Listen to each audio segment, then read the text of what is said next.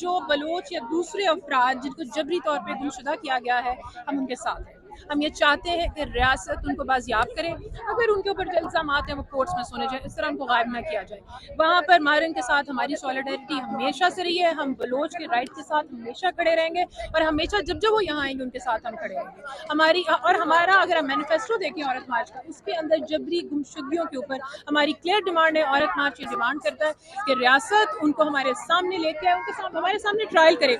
आपने देखा है कि वो औरतें कहाँ से मार्च करती हुई इस्लामाबाद में आती है और इस्लामाबाद के अंदर ये रियासत, ये स्टेट ऐसे हल्ला उनके ऊपर बोलती है, क्योंकि जवाब कोई नहीं है ना। उनको जवाब देने के लिए, उनको रोकने के लिए सिर्फ उनको बर्बियत और जबर नजर आता है।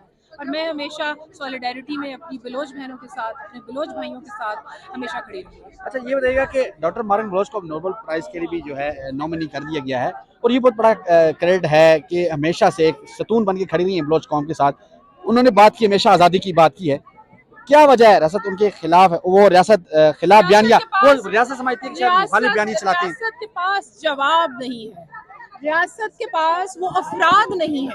रियासत वो अफराद हमारे सामने लेके नहीं आना चाहती है।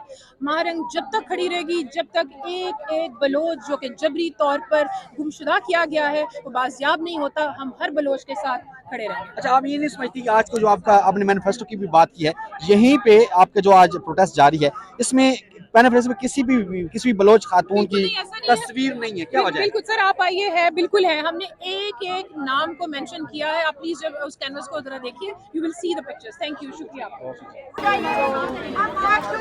आगे जो है चलते हैं और वहाँ पर भी देखते हैं।